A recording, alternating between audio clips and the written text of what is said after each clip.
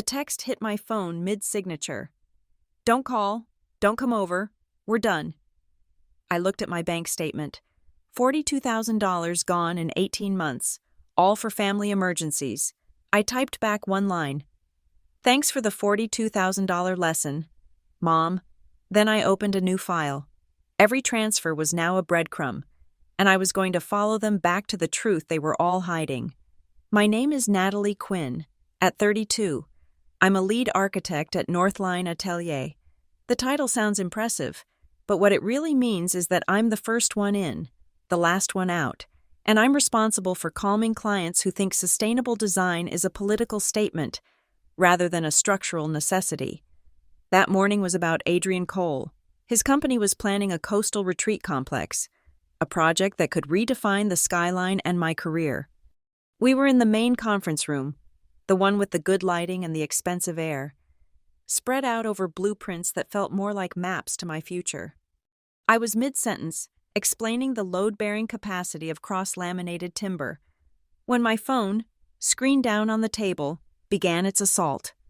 It wasn't a call, it was a barrage. A vibration, then another, a rapid, angry buzzing that skittered the phone across the polished veneer. Bzzzt, bzzzt, bzzzt. Adrian Cole's eyes flicked from my face to the phone. My boss, halfway through a sip of water, froze. "Excuse me," I murmured, my face heating. I flipped the phone over. Evelyn Hart, my mother. A wall of green text bubbles. Evelyn, don't bother calling. Evelyn, don't come over. Evelyn, we're done. Evelyn, this is a family decision. My blood went cold, then hot, then evaporated. I could feel the silence in the room pressing in on my ears. The words swam. Family decision. What family? I had just, not 5 hours ago, woken up at dawn to approve a transfer. $2,500. The text request had come in late last night. Major electrical surge. Nat, the whole panel is fried. They won't even start work without payment. I'd sent it. Of course I'd sent it. Natalie? Adrian Cole's voice was polite, but the thread of patience had snapped. My hand, the one not holding the phone, was resting on the blueprint. A drop of condensation from my water glass had mingled with a smudge of graphite, and now a gray, watery smear was bleeding across the proposed atrium. I tried to wipe it with my thumb. It only got worse. I apologize, I stammered, sliding the phone into my lap. A sudden family matter. My boss shot me a look that was pure acid. Perhaps, Adrian Cole said, standing up and buttoning his jacket, a gesture of absolute finality. We should reschedule, when you're less distracted. He didn't wait for an answer. He and his team gathered their things and left. The door closed with a pneumatic hiss, leaving me alone in the sterile silence with my boss. Fix it, he said, not looking at me, just at the smeared blueprint. And turn that phone off. I didn't fix it. I grabbed my portfolio and my keys and walked out, the buzzing in my pocket starting up again. This time, I ignored it. The drive to Willow Sound wasn't a decision. It was an inertial pull. The 35-minute route was etched into my muscle memory, but my mind was blank. Cycling through the 4 green bubbles. We're done. A family decision. It was raining, a cold, miserable North Carolina drizzle that made the world look gray and tired. As I turned onto my mother's street, my stomach clenched. I saw the cars. Not just my mother's beige sedan. There was Aunt Lydia's oversized SUV, blocking half the driveway, and Uncle Mason's pickup truck, parked haphazardly on the lawn, tearing up the soggy grass. The family, the ones who only ever called when they needed a check co-signed, a job reference, or bail. I parked across the street, engine idling. The rain drummed on the roof. I watched the front door, expecting, what? Someone to come out? For the house to explode? Nothing, just the warm yellow light from the living room window, glowing with a sense of cozy betrayal. They were in there, all of them. Having decided, my phone lit up again, not a text, a notification. Instagram. My sister, Miranda. I opened it. A new post. From minutes ago. A picture of her. Mom, Lydia, and Mason, all huddled together on the living room sofa I'd paid for. They were raising wine glasses. Miranda's smile was wide and vindictive. The caption, "Finally feeling blessed with my real family. So important to cut out toxicity. Mr. Delaney, family first. Mr. Delaney, blessed. Mr. Delaney." Beginnings. Toxicity. The word hit me like a physical slap. I, who had been fielding panicked calls about broken-down cars and emergency dental work and overdue utility bills for the last 2 years. I, who had dipped into my 401k twice. My thumb, shaking with a cold rage I hadn't known I possessed, hit the call button on her contact. She picked up on the first ring, her voice sickly sweet. "Oh, wow, look who's calling." "Miranda," I said, my voice sounding strained and distant to my own ears. "What is this? What family decision? What toxicity?" "Oh, Natalie, don't play dumb," she scoffed. The sound of my mother's laughter, a high-pitched cackle, filtered through the receiver. "You know what you did." "I have absolutely no idea what you're talking about." "Exactly," she shrieked, her voice cracking with performative victimhood. "That's the problem. You're just so toxic. You're always about your work, your money, making us feel small. Mom said it. She said we can't live like this anymore. We're a family. You're just an ATM, and we're cutting you off." "You're cutting me off?" I laughed, a harsh, dry sound. "Miranda, I just paid $2,500 for your mother's fried electrical panel this morning." "See? There you go again, throwing money in our faces. That's the toxicity. Natalie, we don't need your blood money." The line clicked dead. I sat there, staring at the rain-slicked windshield. The drumming on the roof was the only sound. Blood money, the $2,500 had left my account at 7:03 a.m. The Instagram post was at 3:28 p.m. They hadn't even waited a full day to execute me. I put the car in reverse and drove away. I didn't speed. I drove slowly, meticulously, my hands gripping the wheel at 10 and 2. The rain intensified, and as I pulled into my own driveway, my foot stepped out not onto solid pavement, but into a deep, cold puddle. The water soaked my designer-adjacent flat, chilling me to the bone. My first thought wasn't about the cold. It was, the mortgage payment is due tomorrow. I walked into my quiet, empty, minimalist apartment. It was the only part of my life that was clean, orderly, and under my control. I stripped off my wet sock, dropped my portfolio, and walked straight to my home office. I sat down, the chair sighing under my weight. The computer screen glowed to life. I bypassed my architectural software. I bypassed my email. I opened a new blank Excel spreadsheet. In cell A1, I typed, "Transfers as emergency, XLSX." A new rule formed in my head, a mantra forged in the cold fire of that moment. Just the facts, no emotion. I stared at the blinking cursor for a long time. Then I opened a second file, a simple text document. I saved it to my desktop, where I would see it every single day. The title was simple, "The $42,000 Lesson." The spreadsheet I opened, Transfers/Emergency, XLSX, was a stark white void against the dark backdrop of my apartment. The rain had stopped, and the silence of my home office was absolute, broken only by the quiet hum of the hard drive and the sound of my own breathing. My mortgage payment reminder flashed briefly in the corner of my screen. I dismissed it. This was the priority now. I opened my online banking portal. I set the transaction filter. The last 18 months. I started with my checking account, then my savings, then Venmo, then Zelle, then Apple Pay. I went line by line, month by agonizing month.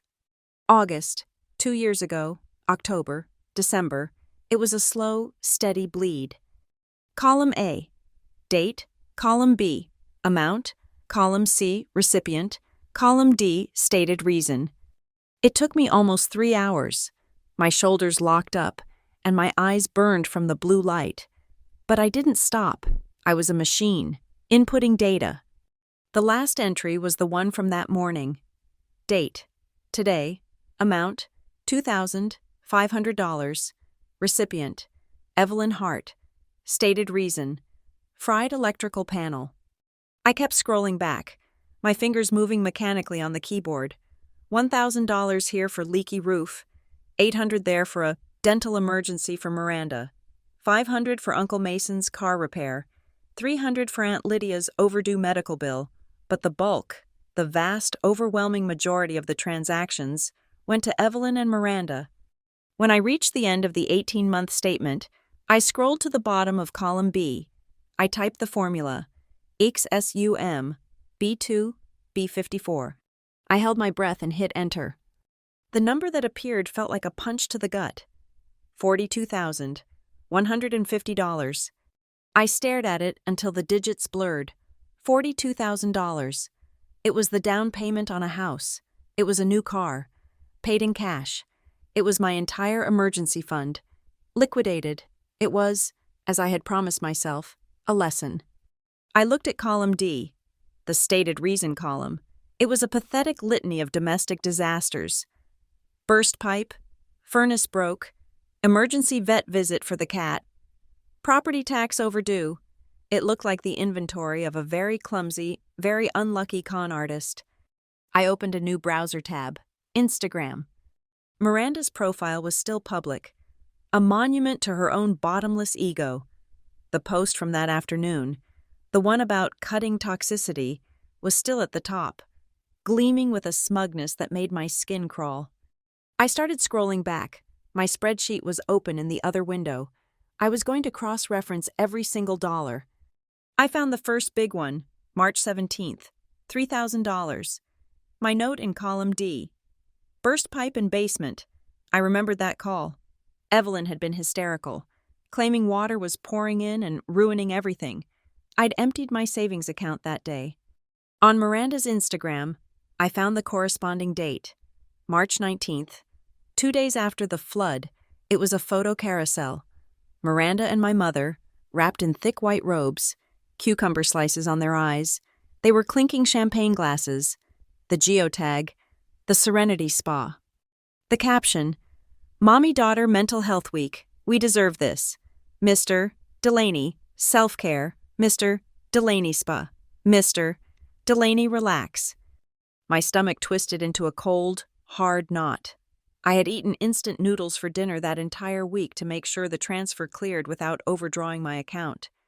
I went back to the spreadsheet. I was just getting started. I added a new column. Column E. Actual activity. I found the next one. June 10th, $800. Stated reason. Brake failure. Miranda had called me, her voice high and shaky with panic. Nat, the brakes are totally gone on my car.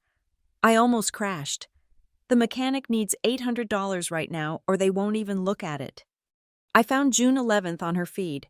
A mirror selfie, Miranda, pouting at her phone, holding up a brand new handbag, a quilted leather thing with a gold chain. A designer I recognized instantly, one I couldn't even afford on my architect's salary. The caption, treated myself, hard work pays off. Mr. Delaney Boss Babe, Mr. Delaney Shopping. My hard work, maybe. I kept digging. The investigation became a grim, methodical rhythm. Click, scroll, type. August 1st, $1,500. Stated reason. Emergency medical checkup for Mom. The request had been vague, scary, and full of insinuations about a potential tumor. I'd sent the money in a blind panic. August 3rd. The entire family's mom, Miranda, Lydia, Mason, and Miranda's new flavor of the month boyfriend, Jace, they were all posing on a beach, sunburned and smiling, holding up beers. They were wearing matching, custom-printed t-shirts. I zoomed in on the photo. Hart Family Reunion 2025. The geotag, Tybee Island, Georgia. My phone had not rung. I had not been invited. I had been in Charlotte, presenting a structural proposal for a new high-rise, believing my mother was in an MRI machine. I stopped looking for individual lies and started looking for the system. I added column F, day of week. A pattern crystallized immediately, so clear it made me sick. The requests were almost exclusively on Tuesdays or Fridays. Tuesday, for emergency bills that were due by Wednesday. Friday, for weekend crises that couldn't wait until Monday. And the posts, the loving family posts, were the other side of the transaction. The money would clear on Friday. The Instagram post celebrating their perfect, tight-knit, exclusive family would go up on Sunday night. It was the receipt. It was the proof of purchase. I added column G, requester, column H, emotional tactic. H2, Evelyn. H3, panic, guilt. If you loved me, you wouldn't let this happen. H4, Miranda. H5, tears, accusation. I guess you just want to see me fail. H6, Lydia. H7, shame. Your mother is so stressed. Natalie, you should help more. I looked at my own work calendar. I opened it in another window, side by side with the spreadsheet. I cross-referenced the dates of the largest transfers with my project milestones. The $3,000 for the burst pipe was 2 days after I had received my bonus for the Hilltop Library project. The $1,500 for the medical checkup was the day after I'd finalized the sale of my old condo. The $2,500 for the fried electrical panel was the morning I was supposed to land the Adrian Cole account, the biggest of my career. They weren't just asking, they were watching. They knew my pay schedule. They knew when my bonuses hit. They were timing their withdrawals to coincide with my deposits. I created a simple line graph. My income spikes, their emergencies. The lines moved in perfect, parasitic harmony. Then I realized the $42,000 was just the digital trail. It was the clean part. My mind dredged up the other times. The times the emergency was too urgent for a transfer, too immediate for a paper trail. Nat, the bank is holding my check. I just need $200 in cash for groceries. I'll pay you back Friday. The landlord is here and will only take cash. Please, I can hear him knocking. Just meet me at the ATM. I went back to my bank statements. I searched for ATM withdrawals over $100 that were not near my apartment or my office. I found them, lots of them, all clustered around my mother's neighborhood in Willow Sound. I went back to the spreadsheet. I added new lines.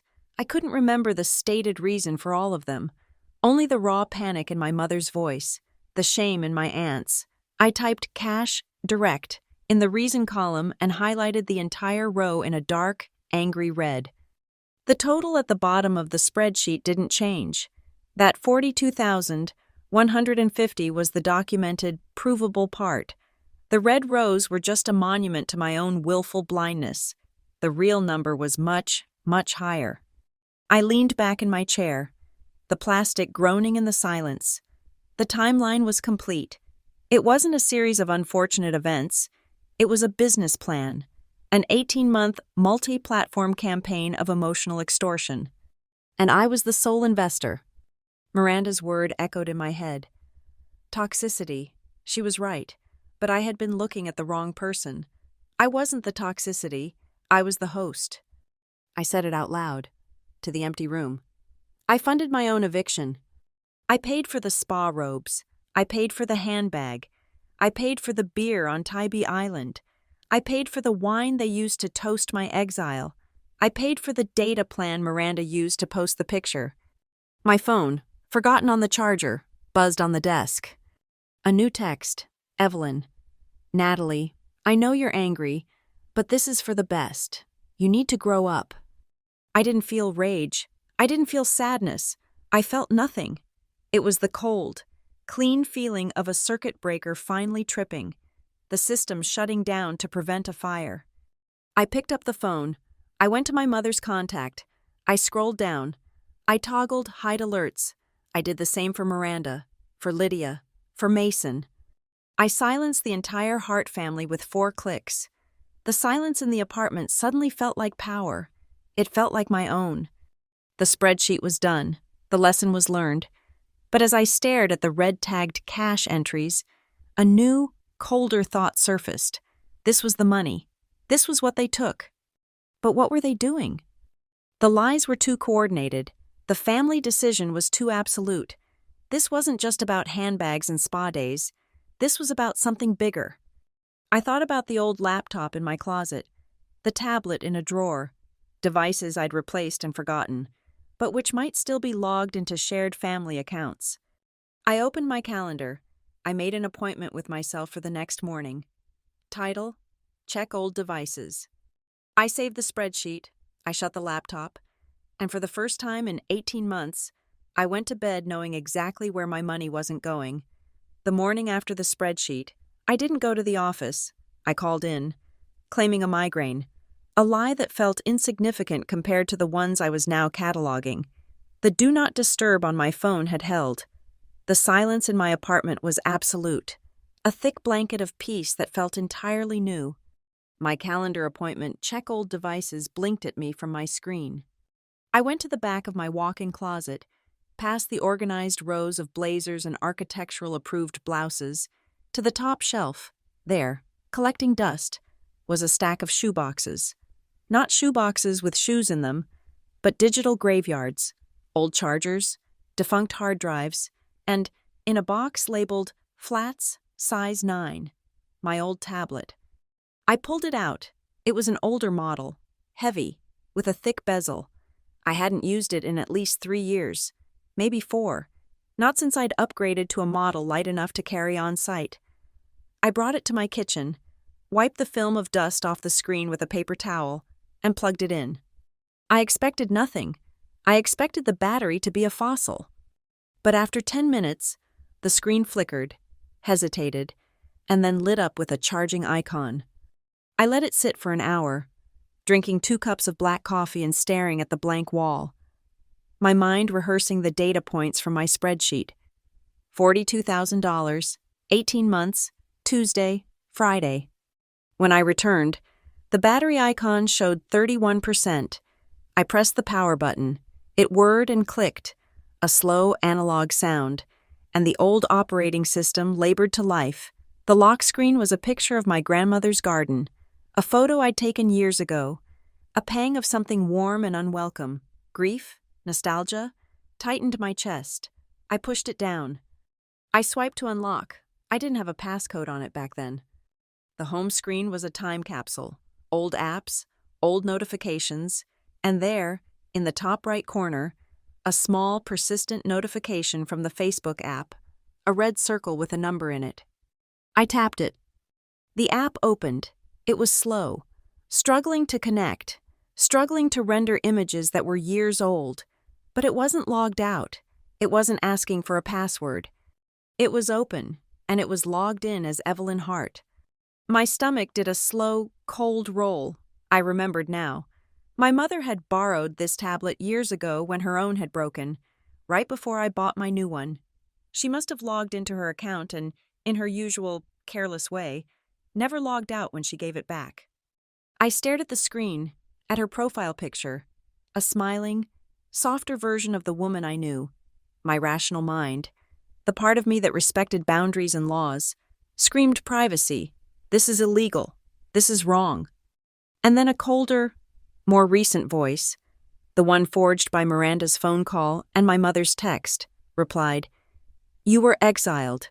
You were excommunicated by a family decision. The rules of engagement are gone.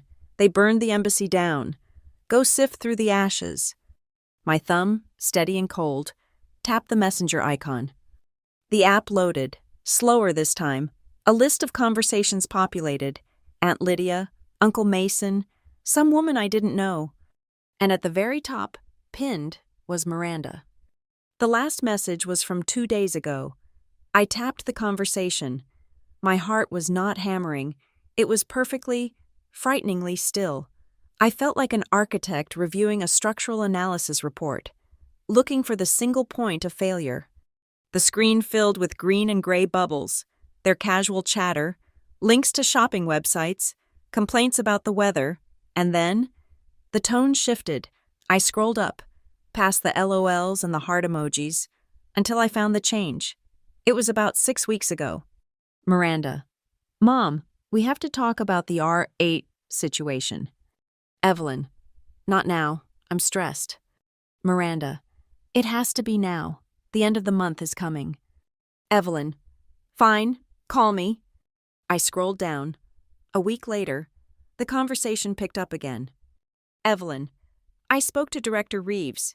He says the paperwork is the easy part, but we need to control the narrative.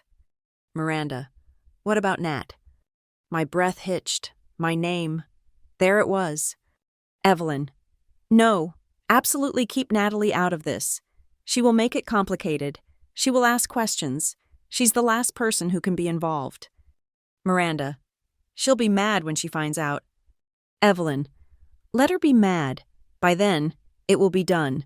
Director Colton Reeves will handle the official side. We just need to handle the practical side. Director Colton Reeves. I didn't know that name. It sounded corporate. Official. I kept reading. My eyes felt dry. Sandy. Miranda. Jace is willing to help. He said he can do it. Evelyn. Are you sure? It has to be perfect. Miranda. He's practiced. He said he can execute the signature flawlessly. Execute the signature. The phrase was so clean, so sterile. It hung on the screen, vibrating with a meaning I couldn't yet grasp. But I knew, instinctively, that it was the sound of a key turning in a lock. Evelyn. Good. We'll do it on Thursday. I'll get her out of the room. Miranda. Perfect. Jace and I will celebrate after. We earned it. The next message, sent 2 days later, wasn't text. It was a picture, a blurry photo, taken in low light, of 2 champagne glasses, filled, clinking together. The caption from Miranda, hardware done. My blood ran cold. Hardware, not paperwork. Hardware, a physical thing. I scrolled down, my thumb shaking now, the mechanical calm breaking. I was looking for context, for anything, and I found it. A new message, from Evelyn, just last week. Evelyn. She keeps asking for Natalie. It's getting annoying. Miranda. Just tell her Nat's busy, God. She's so obsessed. Evelyn. The nurse said she was agitated.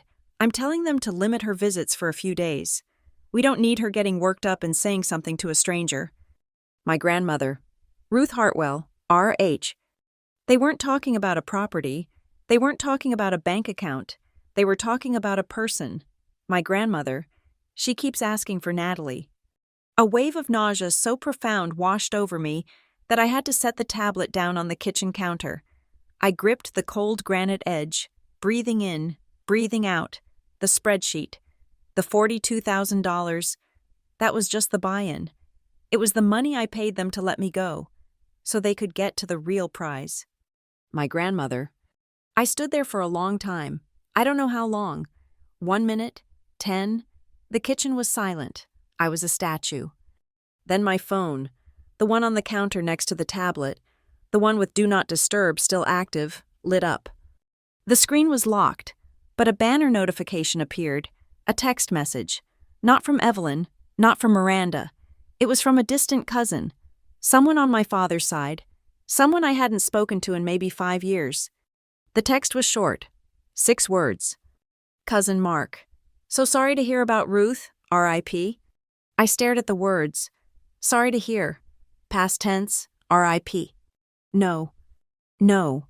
They would have called. Even them. Even in their greed and their spite. A death. A death is different. They would have told me. I picked up the tablet. My hands numb. I looked at the conversation. She keeps asking for Natalie. That was last week. I unlocked my phone. The D&D icon stared at me. I turned it off. My fingers, moving like clumsy, disconnected things, found Evelyn's contact. I pressed call. I was violating my own rule. I didn't care. It rang once, twice, 3 times. She picked up. Her voice was not the voice of a grieving daughter. It was sharp, irritated. What? I told you not to call. Natalie. Mark, I said. My voice was a croak. I cleared my throat. Cousin Mark just texted me. He said, R.I.P. Ruth. What does that mean? Mom? There was a pause, a dead, heavy silence on the line. Then, a sigh, an annoyed sigh. Oh, for God's sake, Evelyn snapped. Of course he did.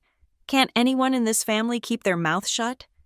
Mom, I said, the word coming out as a choked whisper. Is she? Yes, Natalie, she passed 3 days ago. 3 days ago. The champagne picture, hardware done, the fried electrical panel text, the family decision, it all clicked into place. A monstrous, perfectly engineered machine. 3 days? I said, my voice rising. 3 days ago? And you didn't tell me? I was sending you money for an electrical panel while my grandmother was... Don't you dare, she hissed, her voice dropping to a venomous whisper. Don't you dare try to make this about you. We are grieving, we are a family, and we are handling this. It was very peaceful. You cut me off. You told me we were done. You were locking me out while she was dying. We were protecting her, Evelyn shrieked, and protecting ourselves from your judgment, your toxicity, always looking down on us. The funeral, I said, my mind suddenly clear, the fog of shock vaporizing, replaced by something cold and hard. When is the funeral? It's over, she said, her voice flat. What? It was this morning, a small, private service. We're back at the house now. I could hear them in the background, murmuring, the clink of glasses, my Aunt Lydia's braying laugh. They weren't grieving, they were catering. Why? I asked. The question was small, hollow. I told you, Evelyn said, her patience clearly gone. It was for family, real family, the people who were there, not the people who just write checks and judge. We're done, Natalie. I mean it this time. Goodbye. The line clicked dead. I stood in my kitchen. The tablet screen had gone to sleep. My phone was dark. The text from Mark glowed. A digital epitaph. I had been texting my mother about a lesson. They had been burying my grandmother. The numbness I had felt in the car, the coldness I had felt in my office, that was just shock. This was different. This was not feeling. This was the absence of feeling. It was the freezing point. It was the moment water turns to ice. The $42,000 was gone. My grandmother was gone. My family was gone. I picked up the tablet. I plugged it back into the wall. I needed it to be fully charged. Then I went to my computer and opened a new file. Not a spreadsheet, a timeline, and the first thing I typed was a name. Director Colton Reeves. My grandmother's funeral was over. My family was celebrating. I was an architect with a spreadsheet full of financial homicide and a collection of screenshots that felt like a conspiracy theory. The cold, steel-like resolve from the night before had settled into my bones. This was no longer just about money. It was about Ruth. It was about the signature. My first search wasn't for Director Colton Reeves. That would come. My first search was for probate lawyer. I needed to know what I was walking into. I found Paula Whitaker. Her office was in Beaumont Square, in one of those old, respectable brick buildings that smelled like old money and binding contracts. Her website was stark, no nonsense, and specialized in contested wills and estates. I called. I didn't get a peppy assistant. I got her. Whitaker Law, she answered, her voice like gravel. My name is Natalie Quinn. I believe my grandmother's will may have been altered, fraudulently. There was a pause. I have an opening at 4 p.m. Bring everything. That afternoon, I sat in a hard-backed leather chair opposite her desk. Paula Whitaker was in her 60s. With sharp eyes magnified by expensive glasses, she hadn't offered coffee. She had just motioned for me to sit. Talk, she said. I didn't cry. I didn't get hysterical. I spoke with the same precision I used to detail a structural load. I laid out the timeline. The 18-month, $42,000 extraction. The systematic isolation. The phone call. The funeral I'd missed. The tablet. The messages. Director Colton Reeves. Execute the signature. Then I pushed the documents across her desk, the bank statements, with the burst pipe and spa day notations, the printed out, full-color screenshots of Miranda's Instagram feed, the transfer's emergency XLSX file, printed and bound. She picked up the spreadsheet. She didn't look at the Instagram photos. She looked at the money. She spent a long, silent minute tracing the flow of cash with her finger. "You funded the operation," she said. "It wasn't an accusation, just a fact." "Yes," I said, unknowingly. "That's how it always happens." She steepled her fingers.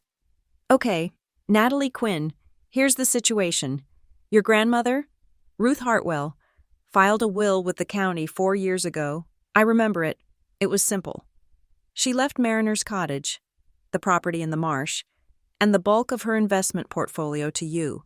Your mother, Evelyn, and your sister, Miranda, were to split her personal effects and a small cash bequest. My heart, which I thought had frozen, gave a painful lurch. The cottage, that was our place, where she'd taught me to identify seabirds and how to properly plant rosemary. She told me that's what she wanted," I whispered. "Well," Paula said, leaning forward, "that's the problem. A new will was filed 3 months ago, the day before your grandmother was moved to Marigold Pines." "A new will?" "This one." She tapped a file on her desk I hadn't noticed. "It's a complete reversal. Mariner's Cottage and the entire investment portfolio are left to Evelyn Hart, to be managed in trust for Miranda. You, Natalie Quinn, are specifically named." "Named how?" "Disinherited, cut out, by name, along with your great-aunt, Beatrice Croft." I nodded slowly, the steel returning. "So, the messages I found. Execute the signature. They were talking about this new will." "It seems so," Paula said, her gaze sharp. "But here's the hard part. The law favors the most recent, properly filed document. This new will is notarized and witnessed.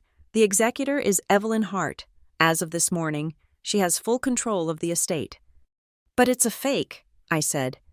"They admitted it in the messages. Jace Nolan practiced the signature." "Those messages are a fantastic start," Paula said.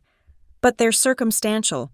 They're inadmissible in probate court without a clear chain of custody, which, by your own admission, you got by accessing your mother's account without permission. It's poisoned. We can't use it. Not yet." My stomach dropped. "So what do we do?" "We don't challenge the will. Not today." Paula's voice was firm, a general laying out a battle plan. "We challenge the execution.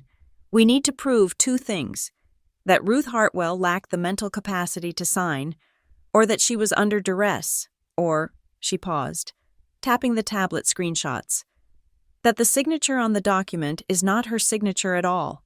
We need proof of fraud. Hard, undeniable, institutional proof." "Where do I start?" "You start where they finished. You go to the nursing home, Marigold Pines. You are next of kin. Regardless of what that will says, you have a right to ask questions. You have a right to collect her personal effects." "My mother already—" "She's the executor." "Evelyn is the executor of the estate," Paula corrected, standing up, a clear dismissal. "You are the granddaughter of the person. Go there. Be calm. Be an architect. Look for cracks in the foundation." Marigold Pines was not a home, it was a facility, a beige, low-slung building with overly cheerful landscaping that smelled of pine bark and industrial cleaner. It was the kind of place that cost a fortune and still managed to feel like a waiting room. I walked in. The lobby was quiet, save for the distant, muffled sound of a daytime game show. The woman at the circular reception desk gave me a bright, plastic smile. "Can I help you?" "My name is Natalie Quinn. My grandmother, Ruth Hartwell, was a resident here. She passed away 3 days ago." The woman's smile faltered, replaced by a practiced, sympathetic look. "Oh, dear, I am so sorry for your loss. Let me get the director." She picked up her phone. "Mr. Reeves? Ms. Natalie Quinn is here, for Ruth Hartwell." Reeves, the name from the messages, Director Colton Reeves. A moment later, a man in a suit that looked too tight for his frame emerged from a hallway. He was younger than I expected, with a face that looked like it was perpetually annoyed. He was holding a clipboard. "Ms. Quinn," he said, not offering a hand. "Colton Reeves. I'm the director here. I'm afraid this is a difficult time. As I explained to your mother, all of Mrs. Hartwell's personal effects are being held." "Held for what?" I asked, my voice polite, level, the architect. "For the executor, our policy is explicit. We can only release a resident's belongings to the legally designated executor of the estate. Your mother, Evelyn Hart, collected the last of the items this morning, after the service." He was reading from a script. His eyes were flat, dead. "I see," I said. "So there's nothing left? Not even a book? A photo?" "As I said," he said, his annoyance showing. "All items were released to the executor. If you'll excuse me, I have another matter to attend to." He turned and walked away before I could say another word. I stood in the lobby, the smell of cleaner stinging my nose. I had been erased, not just from the will, but from the building. As I turned to leave, 2 nurses in bright blue scrubs walked past me, heading for the reception desk. They were talking in low voices, and they didn't see me standing by the ficus plant. "That's her," one of them whispered, nodding at my back. "Who?" the other one asked. "The granddaughter, the one they put the warning on, the one Reeves told us not to talk to." "Oh, the one who's toxic. Poor old Ruth. She asked for her right up until the end." They clocked out, their voices fading. My hands were shaking. The one they put the warning on. I pushed through the glass doors, into the humid afternoon air. I fumbled for my phone, needing a lifeline. I opened Instagram, a stupid, reflexive habit. It was right there at the top, a new post from Miranda. It was a picture of her, sitting at my grandmother's desk at Mariner's Cottage. She was wearing a somber black dress, but her makeup was perfect, and she was holding my grandmother's distinctive tortoiseshell reading glasses. The caption was a masterpiece of sanctimonious poison. "Going through her things, it's so hard, but we have to be strong and protect her legacy from the predators and opportunists who tried to take advantage of her in her final days. So blessed to be surrounded by family who puts her memory first." The comments were already flooding in. "So brave, Miranda. I'm so sorry to Sweetie. Stay strong. Disgusting that anyone would try to harm an old woman." She was holding my grandmother's glasses. My grandmother, who asked for me. I felt a surge of hot, black rage, so potent it made me dizzy. I was going to get in my car, drive to that cottage, and rip those glasses out of her hand. Miss Quinn?" The voice was quiet, urgent. I turned. One of the nurses from the lobby was standing in the doorway, halfway hidden, one foot holding the automatic door open. She was the younger of the two, with tired eyes and a name tag that read Brenda Kell. "Brenda Kell, RN," she said, her voice a fast whisper. She was looking over her shoulder. I shouldn't be doing this. I could lose my job." "What warning?" I asked, my voice as quiet as hers. "What did they tell you?" "Director Reeves and your mother," she said, her eyes darting back to the lobby, then to me. "They had a meeting with the floor staff. They said you were troubled, that you had a history of financial exploitation, and that we were not to, under any circumstances, allow you access or speak to you. They said you'd been cut off."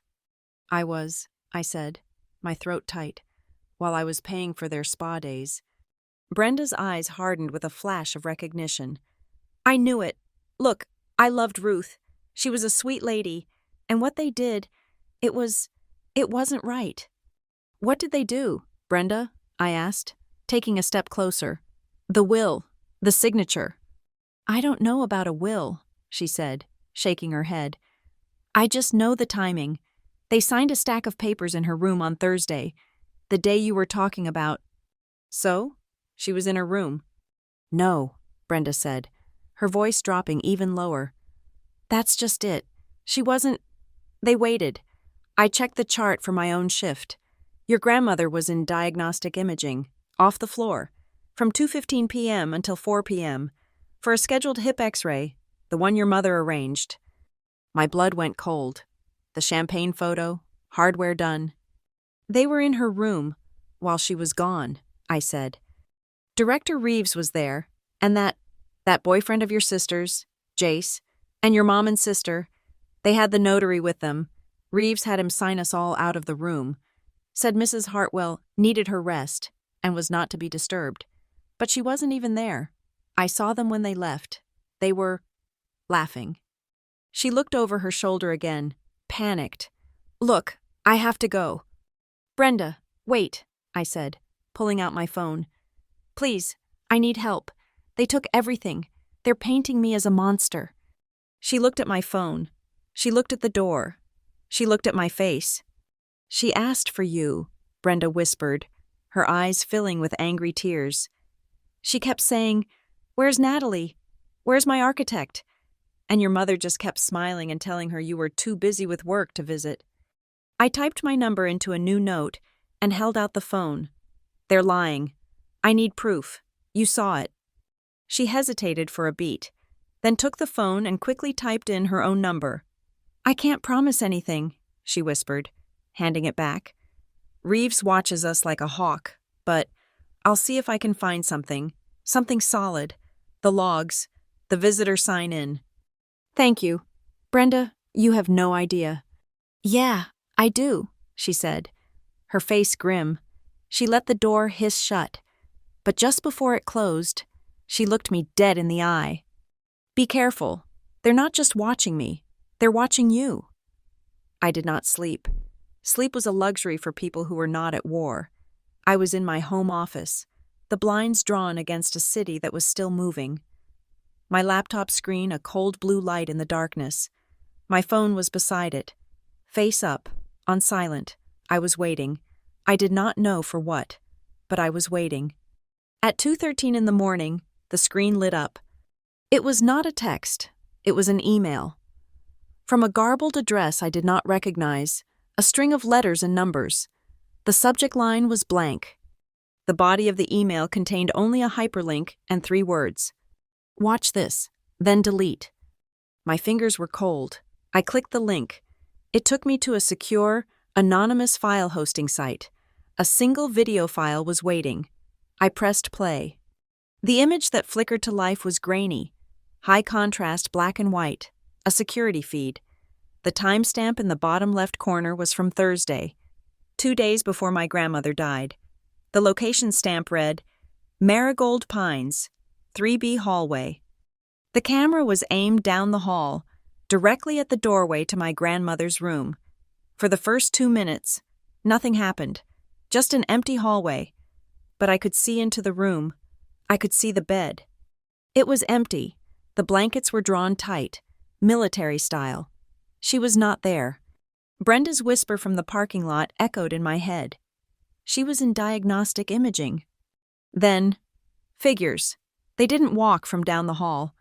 They emerged from the stairwell nearby, almost directly under the camera. My mother, Evelyn, my sister, Miranda. They were not dressed in black. They were in casual clothes.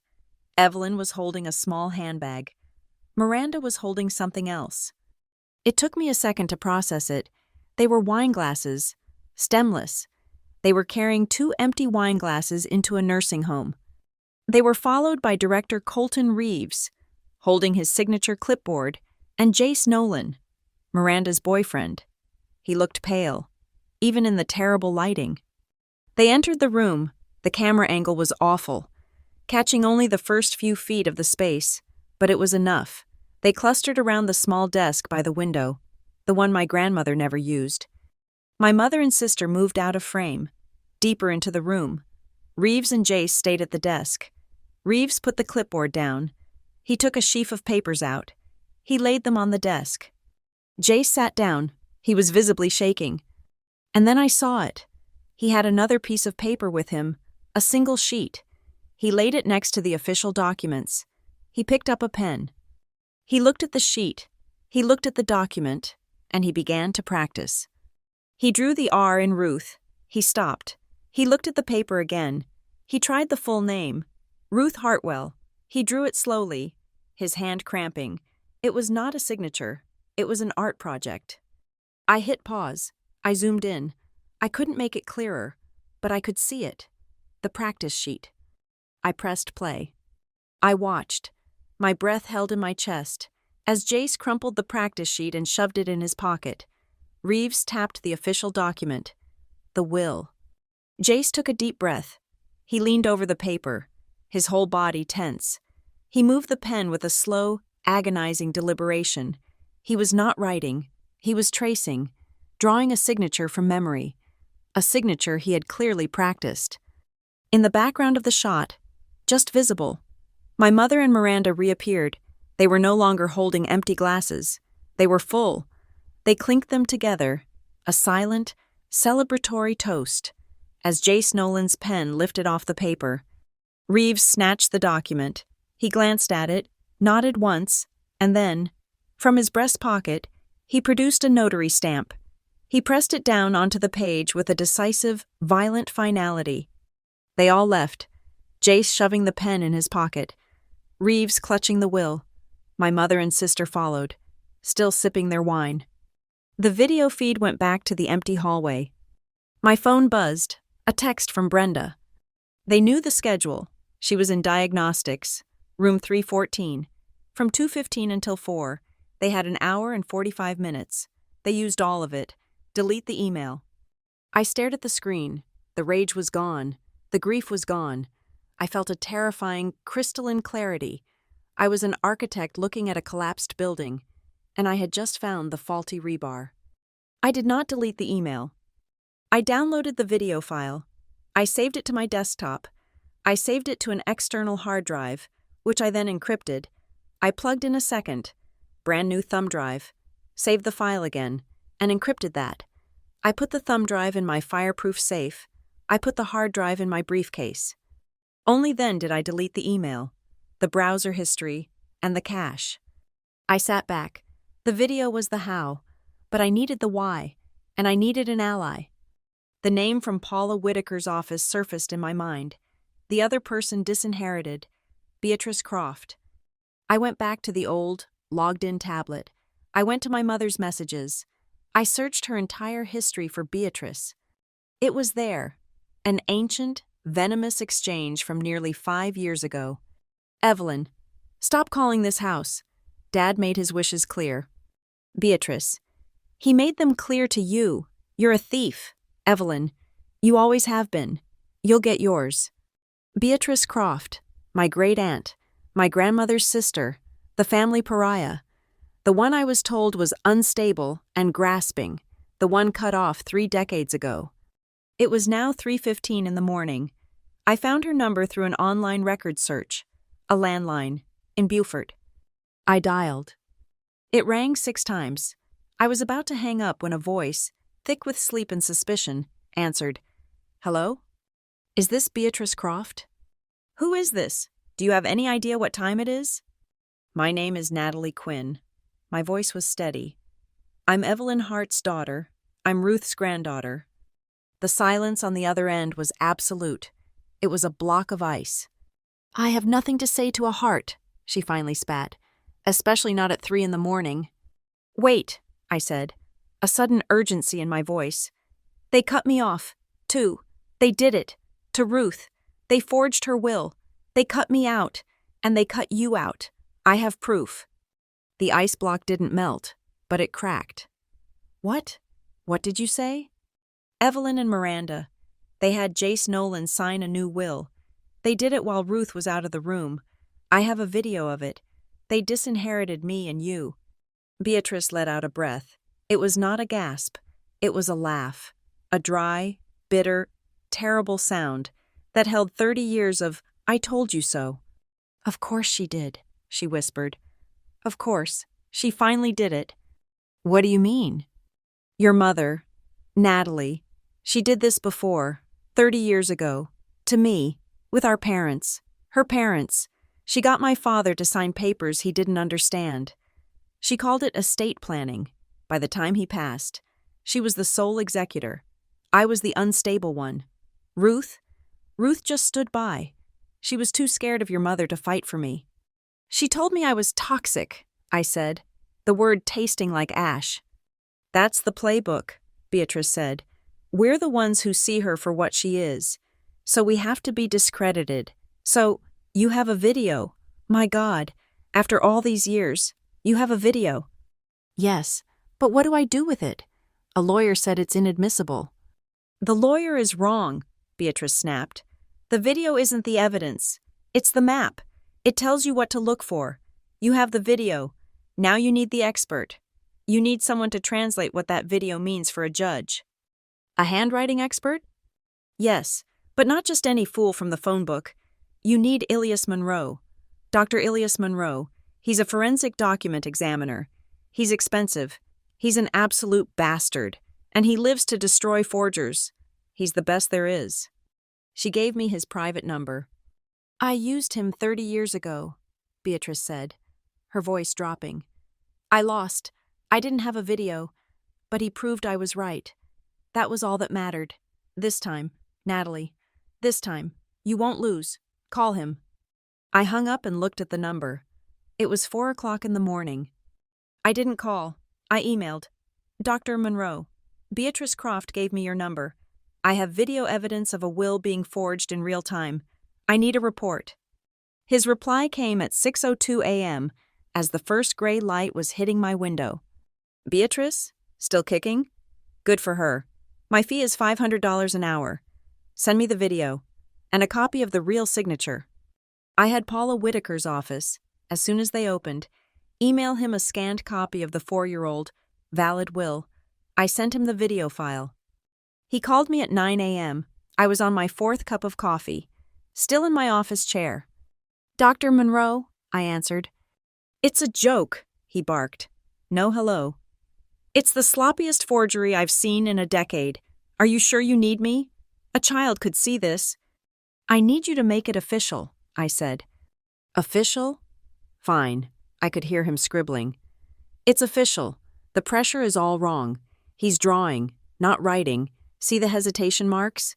The unnatural pen lifts? The R in Ruth is drawn from the top down, but her valid signature shows a clear upstroke from the bottom. He's tracing. The pen stops, right at the loop of the H. A natural signature is fluid. This is a drawing by a nervous teenager. And the practice sheet. My God, it's a confession wrapped in an indictment. So you'll write a report? I'll write a goddamn novel, Monroe said. You'll have it by 5 p.m. It will state, with 100% scientific certainty, that the signature on the new document is a fraudulent, traced imitation. Now, what are you going to do with it? I looked at the files I had gathered, the spreadsheet, the Instagram screenshots, the video. I'm taking it to the police. Good, he said. Don't go to the local precinct. They'll file it under family dispute and lose it. Go to the city, the Bayfield City Police. Ask for the Economic Crimes Division. This isn't a squabble, Ms. Quinn. This is a felony. This is conspiracy to commit fraud. This is theft. I hung up. I opened a new folder on my encrypted drive. I created a master file. I put the spreadsheet in it. I put the screenshots in it. I put the video file in it. At 4:58 p.m., Dr. Monroe's 12-page illustrated report hit my inbox. I added it to the file. I zipped it, named it Hartwell Fraud Case 1, and put it on the clean thumb drive. Then I looked up the address for the Bayfield City Economic Crimes Division. Filing a police report is a quiet, sterile process. It's just forms and fluorescent lights, and a detective who looks at you with tired, neutral eyes. I handed over the thumb drive, gave my statement, and walked out into the empty afternoon. I thought the quiet would last. It didn't. It lasted exactly 36 hours. The amount of time it took for my mother and Miranda to be arrested, processed, and bailed out. The explosion wasn't a phone call. It was a digital wildfire. It started with a link, sent to me by a former colleague. Natalie, is this your family? The link was to a GoFundMe page. The title was a punch to the face. Save a mother from her abusive daughter. The photo was a masterpiece of manipulation. It was my mother, Evelyn, looking frail and small, sitting on the sofa in the Willow Sound house. Miranda's arm was wrapped around her. Miranda herself looking tear-streaked but defiant. The text, written by Miranda, was a novel of fiction. My whole life, I've watched my mother be abused. It read, first by a world that didn't appreciate her, and now, by my own sister, Natalie Quinn, an architect, has always looked down on us. She used her money to control us, and when we finally stood up to her toxicity, she snapped. She filed a false police report. She had her own mother arrested. We are financially ruined, emotionally broken, and scared for our lives. We need help. We need funds to hire a lawyer to fight this monster and save our family. It was brilliant. It was vile. In 6 hours, they had raised over $3,000. But that was just the appetizer. The main course came via TikTok. Miranda, who had never shown an uncurated emotion in her life, posted a video. It was her, in her car, spontaneously breaking down. Tears, real or manufactured, streamed down her perfectly contoured cheeks. You guys, she hiccuped. You don't know. You just don't know what it's like to have your own blood, your own sister, try to destroy you. She's telling everyone we forged a will? That we hurt our own grandmother? She took a shaky, dramatic breath. I can't live like this. I can't let her lies stand. So I'm doing this. Natalie, if you're seeing this, I am publicly inviting you to a confrontation this weekend at the coastal retreat, just us, the family. You can bring your lies, and we'll bring the truth. Let's finally settle this. She named Mariner's Cottage, my cottage, the one Paula was already working to have legally, if temporarily, signed over to my protection as the primary asset from the valid 4-year-old will. The internet lit up. The GoFundMe comments were bad. Monstrous. I hope they lock the daughter up. What kind of animal does this to her own mother? The TikTok comments were worse. She's an architect? Name and shame. Someone find her employer. We're with you. Miranda, stay strong. Then, my phone began. Distant relatives, the ones I hadn't seen since a barbecue 10 years ago, started texting.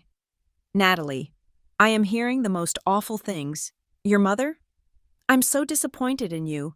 After all Evelyn's done for you, you need to stop this and apologize to your family. They didn't call. They just passed sentence via text message. I sat in my apartment, the one I'd paid for with honest work, and I watched my name, my reputation, my entire professional life, being systematically immolated online. The phone call from Beatrice cut through the haze. She wasn't calling to text. They're not stupid, she said, her voice sharp. They're just evil, and evil is creative. This GoFundMe, this TikTok, it's not a legal strategy. Natalie, it's a public relations one, and it's working. I have the video, I said, my voice sounding weak even to me. I have the report. The truth is on my side. The truth? Beatrice scoffed. The truth takes months. The truth is boring. It sits in a file box in a county clerk's office. Their lies are on a screen, in your pocket, in high-definition video, right now. By the time this gets to a trial, it won't matter if you win. Your name will be charcoal. No one will hire an abusive architect. No one will trust you. You won't just be disinherited, you'll be destroyed. I felt a cold dread, the same I'd felt in the parking lot at Marigold Pines. So what do? Beatrice? They're winning. Then you fight back, she said. Not in the courthouse, not yet. You fight back in the court they chose, the court of public opinion. Miranda wants a confrontation at the cottage? Good, give her one. But not her way, not with her rules, with ours. A controlled confrontation. A new energy sparked in my chest. She was right. I wasn't just a victim. I was an architect. I designed systems. It was time to design a trap. A controlled confrontation, I repeated. What does that look like? It looks like a stage. Beatrice said. And we are the directors. The next 2 days, we worked. Paula handled the legal side. She filed an emergency injunction, using Dr. Monroe's report and the police file number, to have me installed as the temporary custodian of Mariner's Cottage. Based on the undisputed prior will, the motion was granted. The cottage was mine, for now. My job was to build the narrative.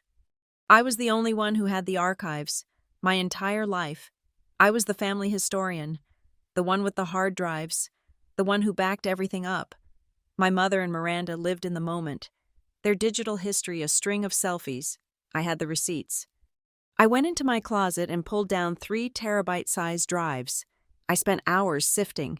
A digital archaeologist. I found them. A video from 2 years ago, my grandmother, Ruth, sitting at the kitchen table, her right hand, clenched and useless from a minor stroke, resting on a towel, and me, sitting opposite, patiently, endlessly, guiding her fingers, one by one, through physical therapy exercises. Open and close. Good, Grandma. Now the thumb. Let's try the thumb. Another, me, at Mariner's Cottage, unrolling a set of draft blueprints. My grandmother is next to me. I'm reading to her. Not a novel. I'm reading her the specifications for the new atrium at Northline Atelier, and she is listening. She is engaged. But Natalie, she says, her voice sharp, where does the cross breeze come from? You can't have a space like that without a cross breeze. Another, me and Ruth, on our knees in the herb garden behind the cottage. My hands are covered in dirt. I'm showing her how to plant the hung tao that Beatrice sent from her own garden. I gathered them all. Videos of me reading to her, videos of us laughing, videos of me just being there, the antithesis of the toxic, absent, abusive daughter. Then, Beatrice played her trump card. I have something, too, she said, coming over to my apartment with an old silver digital audio recorder. What is it? Ruth gave this to me about a year ago, Beatrice said, pressing play. She was worried about Evelyn. She said she wanted to make sure. Well, just listen. My grandmother's voice filled the room. Not the frail, end-of-life voice, but her voice from a year ago. Clear, resolute. And I'm saying this, Beatrice, so you have it, so someone knows. Evelyn. She's my daughter. God help me. But she sees this house. She sees my money as a prize, something she's owed.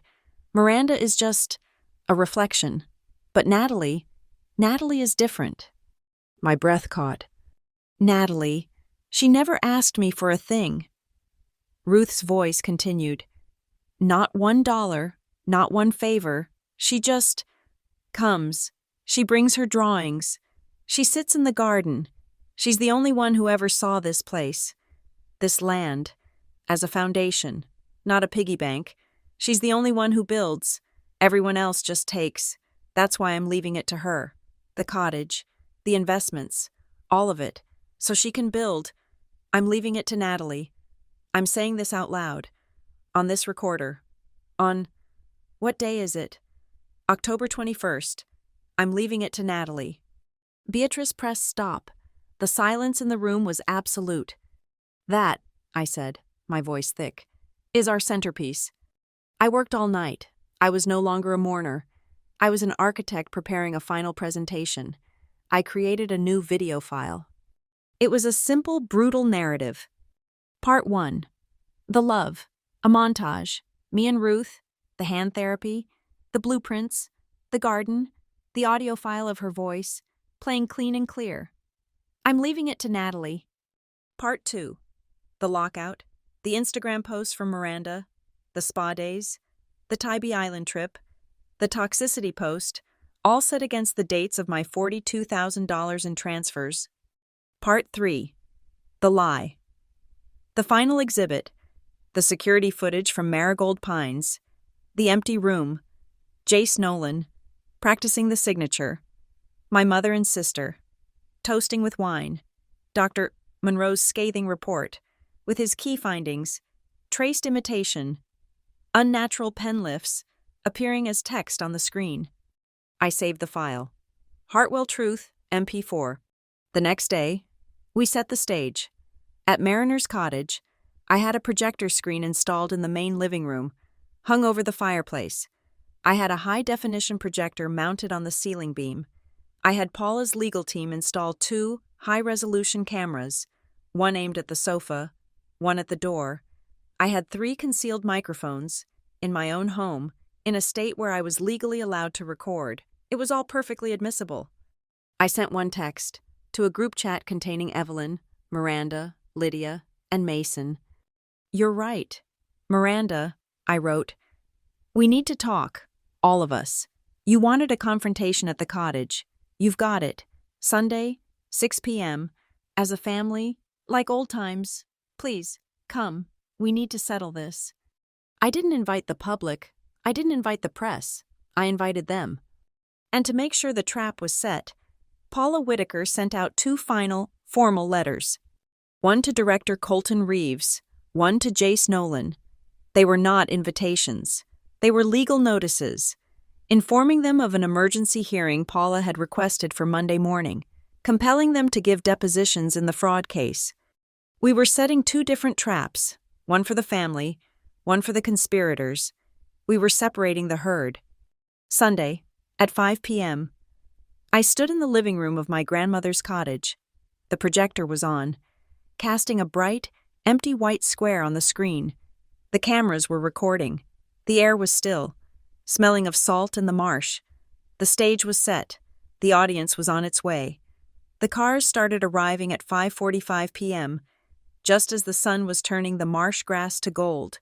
It was a calculated, theatrical arrival. Aunt Lydia's SUV, then Uncle Mason's pickup truck. They parked on the gravel path, not too close to the cottage. They got out, looked around, and waited. Then, my mother's sedan pulled in. Evelyn got out first. She was wearing a modest, dark blue dress. Her hair was done. She looked like a woman grieving, but bravely. She smoothed her dress, looked at the cottage, and put a practiced, pained smile on her face. The forgiving mother, ready to welcome her prodigal daughter back from the sin of truth. Miranda was last. She emerged from the passenger side, not with a purse, but with her phone. It was already in her hand, held high on a selfie stick. She was dressed in black, her face a mask of tragic, camera-ready sorrow. As they walked toward the house, Miranda was already talking to her screen. "Hey guys," she whispered, her voice cracking beautifully. "We're here. We're at the cottage. Natalie, my sister, she's the one who called this family meeting. We're scared, but we're here to be brave. We're here for the truth." I watched them on the security feed I had patched to my laptop, sitting at the kitchen island. "Look at her." Beatrice, who was standing beside me, muttered, "She's not here for a confrontation. She's here to produce content." Miranda angled the phone. "The viewer count is, oh my God, it's already at 10,000. People are watching. Guys, thank you for being here with us. We're going to face her, together." Evelyn, Lydia, and Mason walked onto the porch.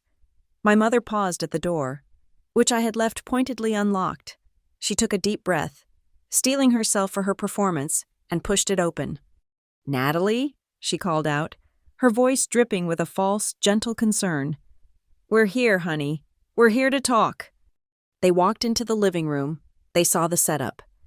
The projector screen over the fireplace, the mounted projector, the 2 obvious, professional-grade cameras. Miranda's phone persona faltered for a second. "What? What is this?" she said, her voice momentarily normal, confused. Lydia and Mason just looked uncomfortable, shuffling by the door. Evelyn, however, adapted. Her face crumpled into a mask of maternal pain. "Oh, Natalie," she said, looking right at the camera I'd placed on the mantel. "A presentation? Is that what this is?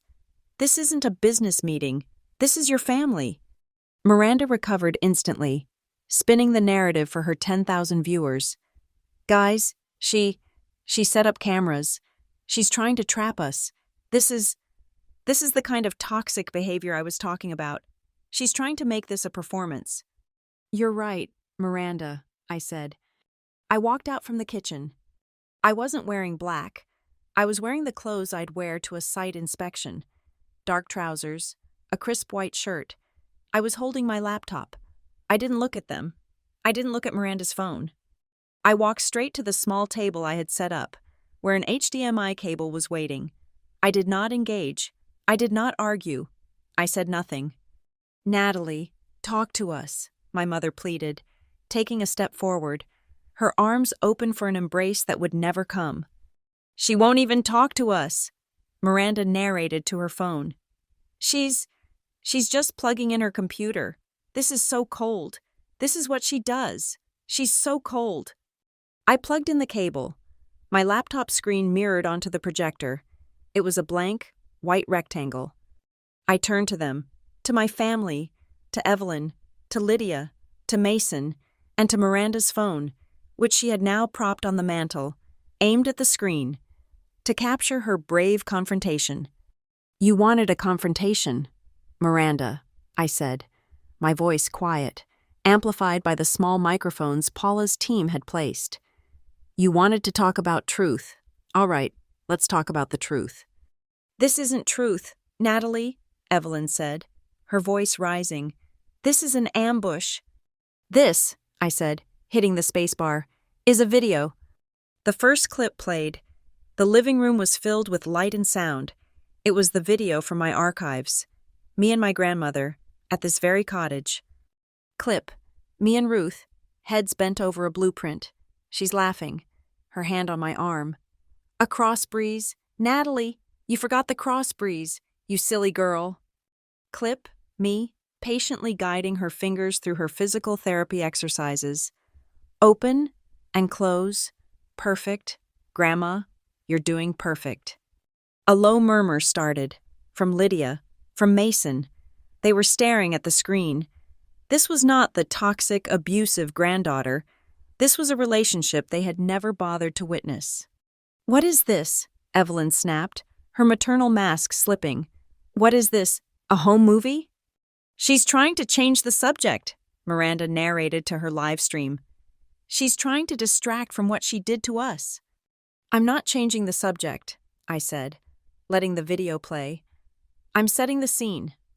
I let the montage of me and Ruth play for another 30 seconds. Then, it stopped. The screen went black. This, I said, is part 2. I hit the spacebar again.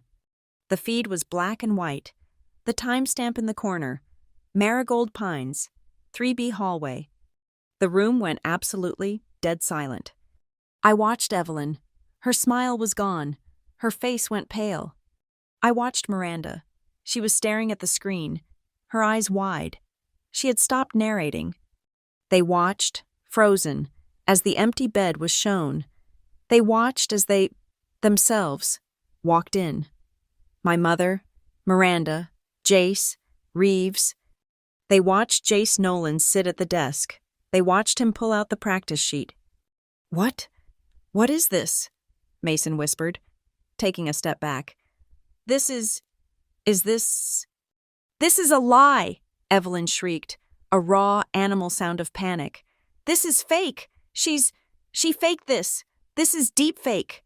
Shut up, Mom, Miranda hissed, her eyes glued to the screen. She was watching the comments on her live stream, which I could see scrolling at lightning speed on her phone screen. Wait, is that Jace? What is he doing? Is he practicing her name? OMG, this is a crime. She's not the toxic one. He is forging a signature. They're all in on it. The video reached its climax. Jace, signing the will, Reeves, stamping it, and in the background, my mother and my sister, raising their glasses of wine in a toast. The blood drained from Lydia's face. Mason looked like he was going to be sick. He turned and looked at his sister. Evelyn. His face was a mask of pure, unadulterated disgust. The video ended. The screen went black. You bitch, Evelyn screamed, lunging at me. You spied on us! You set us up! I didn't, I said, taking a calm step back. You set yourselves up. Brenda Kell's testimony confirmed the timeline. Dr. Monroe's report confirmed the forgery. You called it hardware. I call it a felony. This doesn't prove anything, Miranda stammered, finally finding her voice. But it was thin and reedy. She was talking to her phone, to her audience. Jace was just helping her. She asked him to. It was sore. Her hand was sore, I repeated, my voice flat. Is that why she was in diagnostic imaging for a hip x-ray, in a different wing of the building, for an hour and 45 minutes, at the exact time you were all in her room? Is that why she kept asking for me? The granddaughter you told the staff was toxic and financially abusive? And I hit the spacebar a final time. The screen remained black, but my grandmother's voice, clear and strong from Beatrice's recorder, filled the cottage. Evelyn, she sees this house, she sees my money, as a prize, something she's owed. But Natalie, she never asked me for a thing, not $1, not one favor. She just comes. She's the only one who ever saw this place, as a foundation, not a piggy bank. That's why I'm leaving it to her. I'm leaving it to Natalie. The audio file clicked off. The silence that followed was heavier than any stone. Miranda's live stream was a waterfall of text. Holy Mr. Delaney, Mr. Delaney, Mr. Delaney. She had a recording. Game over. Call the cops. Evelyn and Miranda equals jail. Lydia and Mason were a frozen tableau. They were staring at Evelyn, not with anger, but with a dawning, horrified understanding. Evelyn, Lydia whispered. What did you do? She did, a new voice said. What she always does. Beatrice Croft walked out from the hallway. She had been waiting. She stood next to me, tall and unbending, a ghost from their past. Evelyn's face, if possible, went even whiter. Beatrice. Hello? Evelyn, Beatrice said, her voice carrying across the room. It's the same, isn't it? The same playbook. Discredit the ones who see, isolate the target, forge the papers, call the truth-teller toxic. You did it to me 30 years ago, only this time, she gestured to the projector, to the cameras. This time, your niece learned how to keep receipts. Lydia took one step, physically moving away from Evelyn. Then Mason took one. They created a space, a small, 6-foot chasm of judgment in the middle of the living room. They were no longer standing with their sister. They were standing against her. Miranda, seeing the digital and the real-world tide turn with catastrophic speed, did the only thing she knew how to do. She grabbed her phone. This is all a lie. All of it. You're twisting things. I looked at her, at my mother, at the family that had been. I have nothing else to say, I said, my voice clear and final. The rest is for the courts. As if on cue, there was a sharp, official knock on the front door. Evelyn and Miranda both jumped. The door opened. It wasn't Paula. It was the detective I had spoken to at the Economic Crimes Division. He was in a suit. He was not alone. 2 uniformed officers were behind him. Evelyn Hart? Miranda Hart? The detective said, his voice polite but firm. What is this? Evelyn stammered. The detective looked at Miranda's phone, still streaming. Ma'am, you're live? Turn it off, the detective ordered. Miranda, her hands shaking, fumbled with the screen. The live stream ended, cutting her off from her 10,000 witnesses. Evelyn Hart, Miranda Hart, the detective said, you are in violation of the terms of your pretrial release, specifically, the condition barring contact with, or harassment of, the witness and victim, Natalie Quinn, your GoFundMe page and your public social media campaign, in which you solicit funds by defaming the primary witness, constitute witness tampering. He nodded to the officers. You're coming with us. The confrontation in the living room was the explosion. What followed was the aftershock, the ringing in the ears, and the silent fall of debris. The police took my mother and sister. The cottage, my grandmother's cottage, was suddenly quiet, smelling of dust and the sharp salt of the marsh.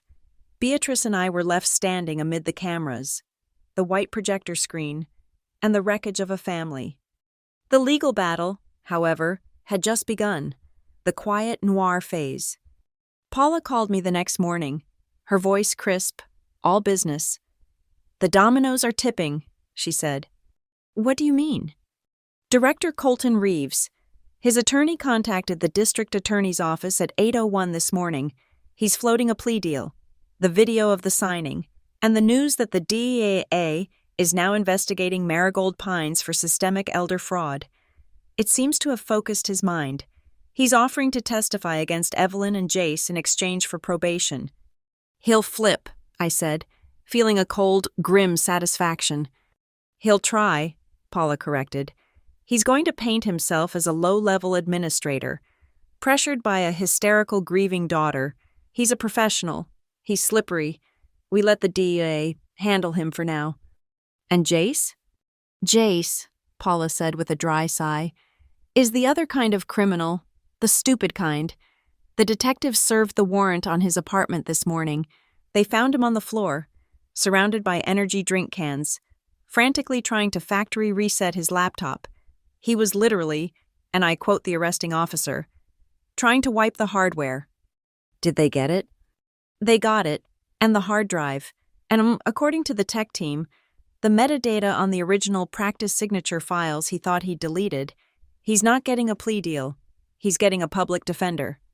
This, I learned, was the most dangerous time, the moment the trap is sprung, but before the animal is caged. "Natalie," Paula said, her voice cutting through my thoughts. "This is the part I'm worried about. They're out. Bail was posted again, on the new charges. They're desperate. They're toxic. And they're cornered. That means they will try to contact you. They will cry. They will threaten. They will beg. You will not, under any circumstances, communicate with them. You do not talk. You do not text. You do not meet. You hang up. You send me the email. You call the police. Do not engage. Ever. Am I clear?" "Clear," I said. The first attempt came 2 days later. Not as a text, but as a thick, cream-colored envelope, slipped under the door of my city apartment. It was my grandmother's stationery, the kind she'd kept in the desk at Mariner's cottage. My mother must have taken it. It was 8 pages long. It was not an apology, it was a manifesto. I sat at my kitchen counter, the pale light of morning falling on my mother's looping, angry script. "My dearest Natalie," it began, "I am writing this with a broken heart. I do not know the woman you have become. To do this to your own mother, to your own family. I have done nothing but sacrifice for you and Miranda, and this is how you repay me. Everything I did for this family." She twisted every fact. The $42,000 wasn't theft. It was repayment for my years of emotional abandonment. It was just money, and the fact I'd even counted it proved how cold I was. "The will," she wrote, "was a mercy. Your grandmother was sick, Natalie. She was confused. She was saying things that didn't make sense. She was going to give everything to you, a girl who didn't even need it, and leave me and Miranda with nothing. I couldn't let her do that. I was protecting her from her own mind. I was protecting the family. Director Reeves understood. Jace was just trying to help. We were a unit. You, with your spies and your deepfakes. You came in and destroyed it all. I hope, one day, you find it in your heart to forgive yourself." I read all 8 pages. I felt no rage, no sadness, just a profound, empty stillness. It was the closing statement of a lifelong con artist. I put the letter in a plastic Ziploc bag and labeled it for Paula. Miranda's counterattack was, of course, digital and desperate. She must have gotten a new phone. A new video appeared on a new TikTok account. It was her, in a darkened room, her face illuminated only by her screen. She was whispering, her eyes red. "Hey guys, I know you're all believing my sister. I know what you saw, but you have to understand, that video, the one from the nursing home, it's a deep fake. I actually laughed. Yes, she insisted, her voice cracking. A deep fake, my sister, she's an architect. She works with complex 3D software. She built that. She faked that video. She faked Jace's face. She's trying to frame us. We never, please, I'm so scared. Don't believe her lies. It was a bold, idiotic lie, and it lasted exactly 21 minutes. The internet, which had been so quick to condemn me, was now a finely honed weapon of communal fact-checking. A tech blogger got a hold of the clip. He didn't just mock it, he eviscerated it, pointing out that the high-contrast, low-resolution security footage was the exact opposite of a deepfake, and that, no, architect software cannot be used to generate false video evidence. Then, Brenda Kell, the nurse, who was now cooperating fully with the police and the press, posted a public comment on the Bayfield Gazette's article. The deepfake video's timestamp, down to the minute, matches the official diagnostic imaging logs for Mrs. Hartwell, who was, as I stated, in another wing of the building at the time of the forgery. The video was gone by noon, reported into oblivion for harmful misinformation. The final nail in their public coffin was GoFundMe, the platform, facing a barrage of complaints, officially locked the Save a Mother campaign. An administrator posted a note. This campaign has been suspended for violation of our terms of service regarding fraudulent claims. All funds, totaling $3,151, will be refunded to their donors. The digital war was over. They had no money, no platform, and no credibility. Which is when the desperation turned physical. The silence that fell was heavy, oppressive. I had retreated to Mariner's cottage, leaving Beatrice to hold down her own fort. The cottage felt safer, more remote than my apartment. I was wrong. The isolation only made me a clearer target. I was in the kitchen, sorting through my grandmother's recipes, when a knock came. A hard, official-sounding knock on the old front door. I froze. My security feed showed them. Aunt Lydia and Uncle Mason. They were standing on the porch, twisting their hands. They looked pale and sick. They looked like they were attending a funeral. I did not open the door. I walked to it and unlatched the small, iron-speaking grill set into the wood. They could not see me. "Natalie?" Mason called out, his voice thin. "What do you want?" Lydia flinched at the coldness of my voice. "Honey, please, we're here to talk. About Evelyn, your mom." "She's not my mother." "Natalie, that's not fair," Lydia pleaded, stepping closer to the door. "She's our sister. She's made a terrible mistake. We know that. We saw the presentation. We know what she did. And she's in so much trouble. Natalie, she's going to prison. They're talking. Years." And we were hoping," Mason cut in, "that you'd find it in your heart to ask for leniency, to talk to the DEA, tell them she's not a bad person, that she was just confused, grieving, for the family.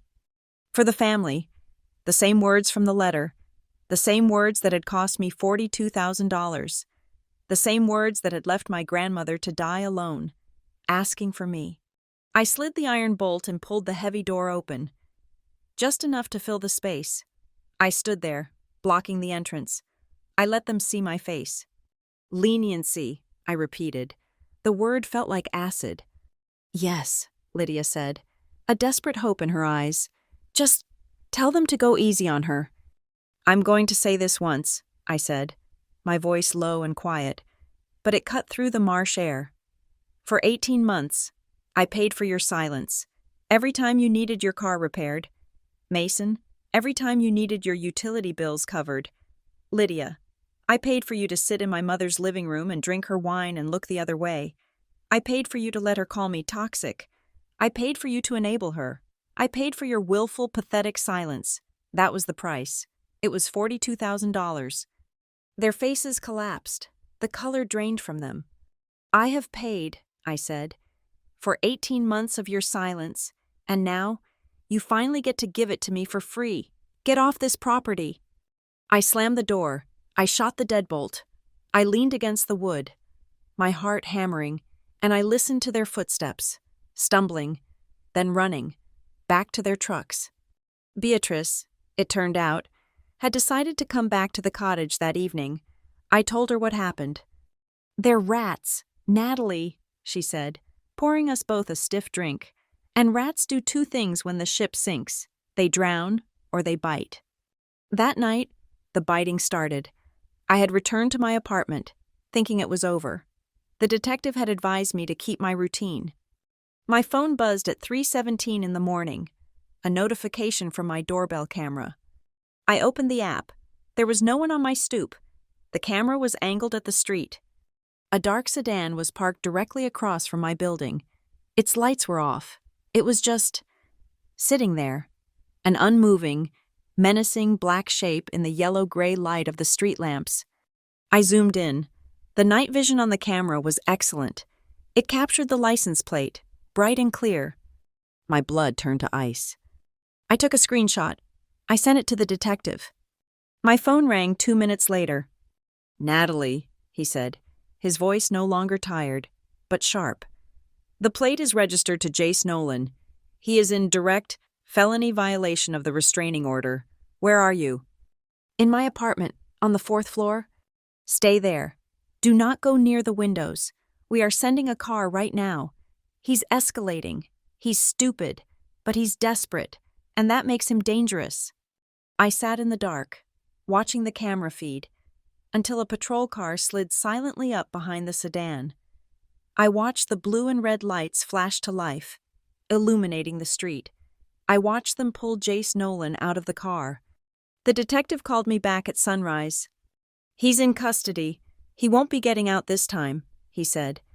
"But Natalie, this is my advice, not as a cop, but as a person. You need to be unpredictable, and you need to be safe. They are watching you." "What do I do?" I asked, my voice shaking for the first time. "Keep a public schedule," he said. "Go to work. Be seen. Be in the light. Cowards like this. They operate in the dark. Don't be in the dark. And don't be alone." I packed a bag. I called Beatrice. "I'm coming back to the cottage," I said.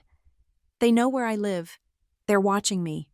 "Good," she said, her voice grim. "The locks here are new, and I'm here. Let them come." I drove to Mariner's cottage as the sun rose over the marsh. Beatrice was waiting. We locked the deadbolt. I couldn't work. I couldn't sit. The adrenaline was a poison. I felt the vibration of Jace's car, the silence of my mother's letter. I went out the back door, to the garden. It was overgrown. Weeds had choked the beds, but the foundations were good. I found my grandmother's old gardening gloves, caked with dry mud. I found her trowel. I knelt in the damp earth. I found the bed of hung tao, the rosemary, the plants Ruth and I had put in the ground together, all those years ago. They were tough, woody, and fighting for light. I put my hands in the dirt. I began to pull the weeds. I tore out the bittercress and the crabgrass. I turned the soil. I worked until my shoulders burned and my hands were raw. The sharp, clean, pine-like scent of the rosemary filled the air. It was the scent of memory, the scent of resilience. It was a self-soothing ritual. I was an architect. I was clearing the ground. I was getting ready to rebuild. The room was not a courtroom. It was Paula Whitaker's largest conference room, a sterile beige box dominated by a long, polished table that reflected the harsh fluorescent lights above. It felt like an autopsy, not a hearing. We sat on one side, me, Paula, and Beatrice. Paula's files were stacked in a perfect, architectural rectangle in front of her. Beatrice sat straight-backed, her hands folded on her purse, a silent, obsidian statue of judgment. They sat on the other, Evelyn and Miranda. They had a lawyer, a man in a rumpled suit who looked like he was in over his head. Miranda was tapping a restless rhythm on her phone, which sat face down on the table. Evelyn was attempting to project an aura of weary, wronged motherhood. At the head of the table sat the probate judge, a man named Allworth, his face impassive. To his right, a court reporter, her fingers poised over her machine, and in the corner, on a chair against the wall, was the assistant district attorney, Russo.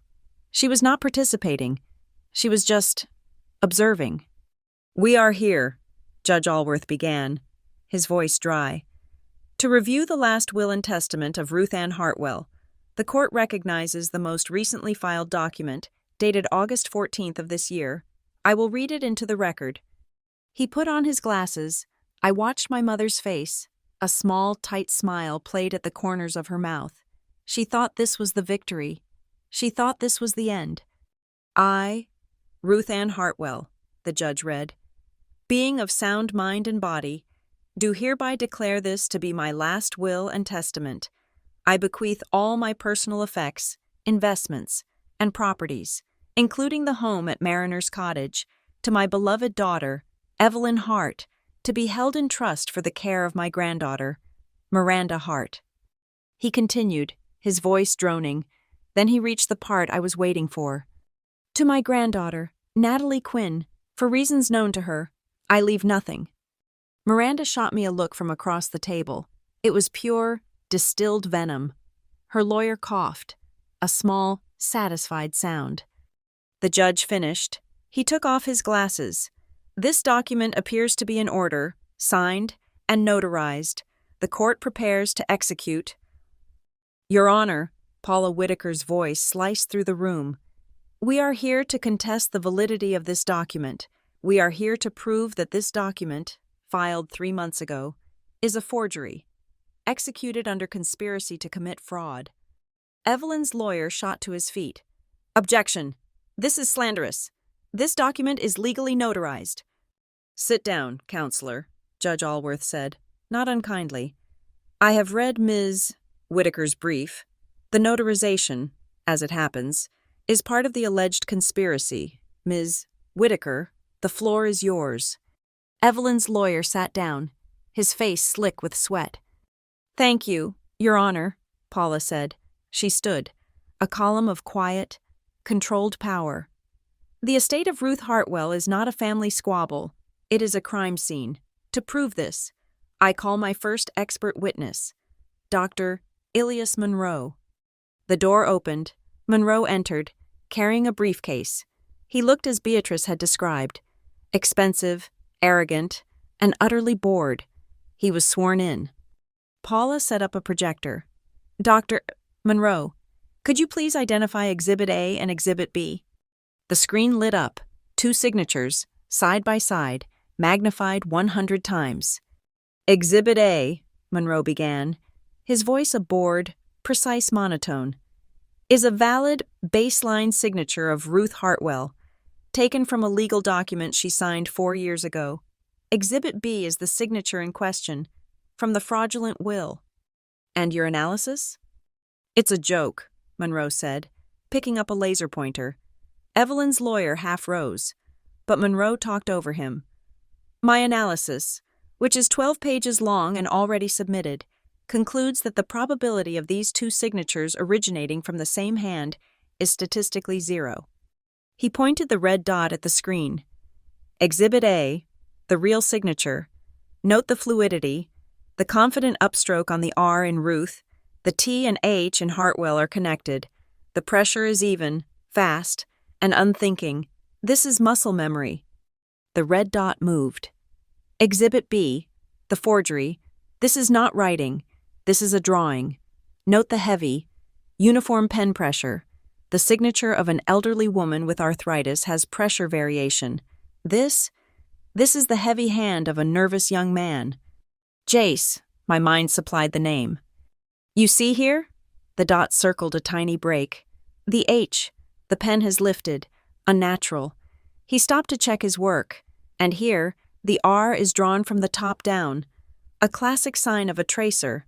And finally, the L's at the end. They are blunt, pressed into the paper.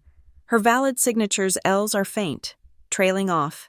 This, he clicked the laser off. was drawn, slowly, by someone looking at a model. It is a child's imitation of an adult's signature. It is forensically garbage. A heavy silence filled the room. Miranda was no longer tapping her phone. She was staring at it. "Thank you, Doctor," Paula said. "I have no further questions. My next witness, Brenda Kell." Brenda was sworn in. She was nervous, but her voice was firm. "Ms. Kell," Paula said, "you were Mrs. Hartwell's primary nurse, correct?" "Yes, ma'am." "Could you tell the court where Mrs. Hartwell was on August 14th, between the hours of 2 p.m. and 4 p.m.? Brenda looked at her notes. Yes, at 2:15 p.m., she was taken from her room, 3B, to the diagnostic imaging lab on the 4th floor for a scheduled hip X-ray. She returned to her room at 3:50 p.m. So, for a period of 1 hour and 35 minutes, her room was empty? Yes, ma'am. And who scheduled this X-ray, Ms. Kell? The request was put in by her daughter, Evelyn Hart. Evelyn, across the table, sank 2 inches in her chair. "Thank you, Ms. Kell. No further questions."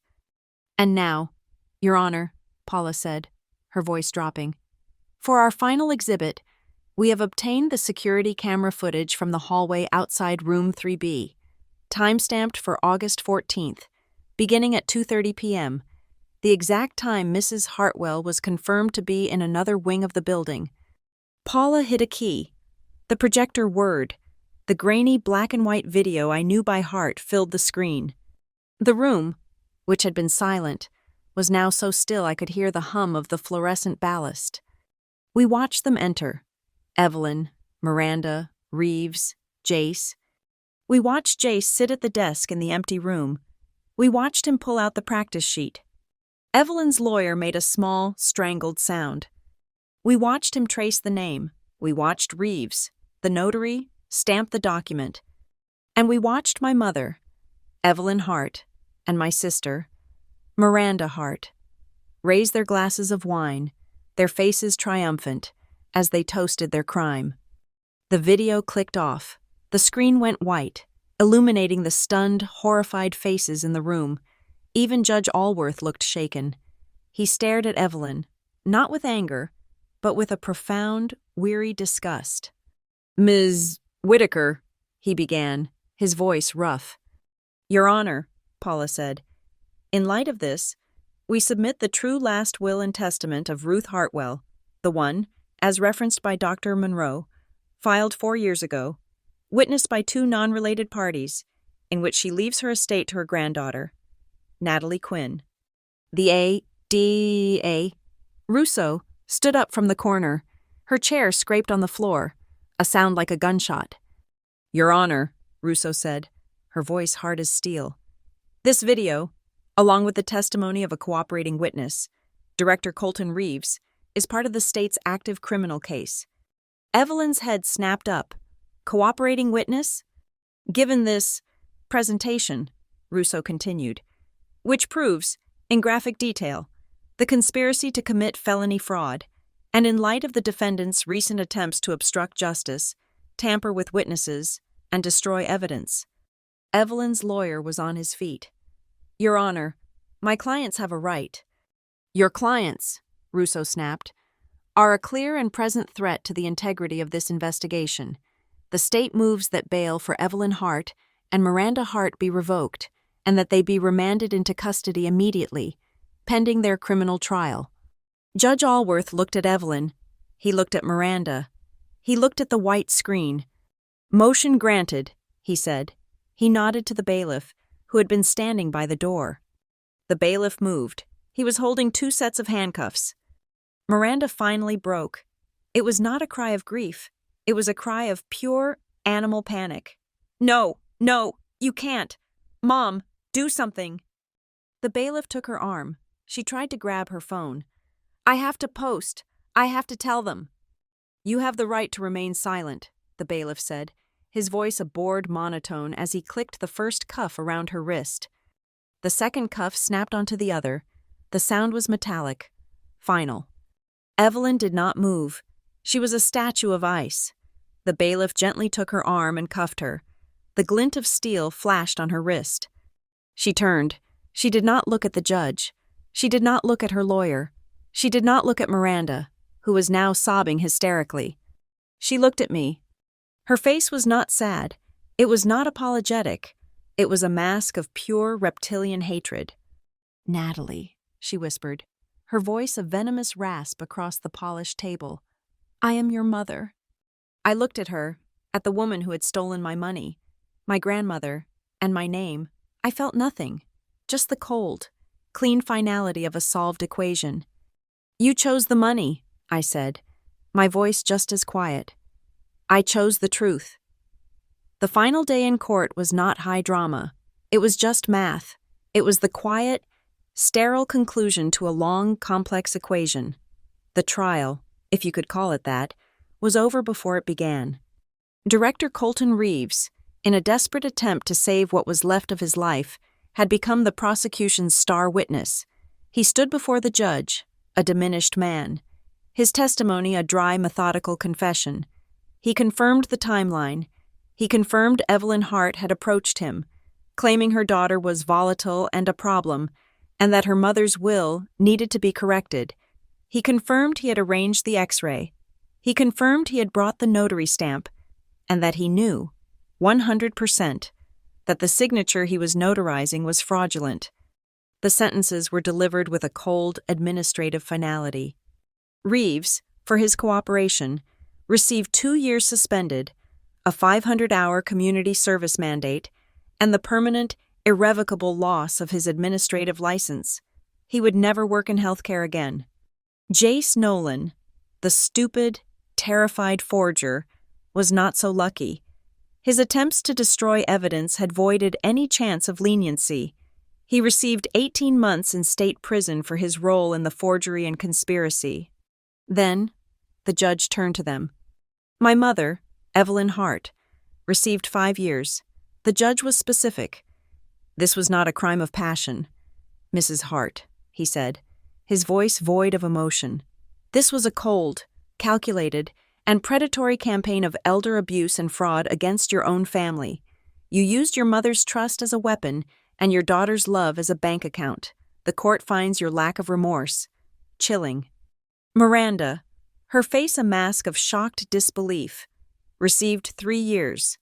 The judge cited her active and malicious participation in the fraud, compounded by her brazen and criminal attempts to tamper with a witness, me, through her social media campaigns.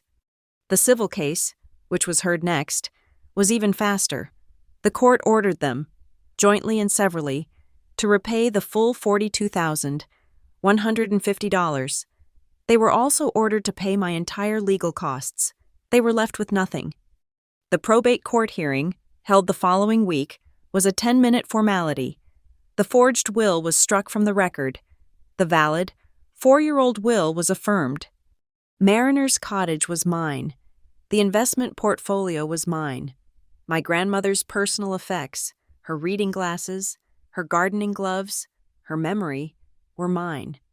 I walked out of the courthouse, past the cameras, and I did not feel triumphant. I felt empty. The architect in me had built a case, and the structure had held. But the foundation of my life, the thing I thought was family, was gone. I stood on the steps, and Paula Whitaker, who had been more of a parent to me in the last few months than my own mother, put a hand on my arm. "It's done, Natalie," she said. "You won." "Then why?" I asked. "Does it feel like this?" "Because," she said, "it costs something to choose the truth." The first thing I did was not with the cottage. It was with the money. I sat down with Paula and a financial advisor. The investment portfolio was substantial. I liquidated 30% of it. I established the Ruth Hartwell Foundation. It was a quiet fund. Its mission was simple. It provided full scholarships for nursing students at the local community college, with a specific focus on palliative and geriatric care.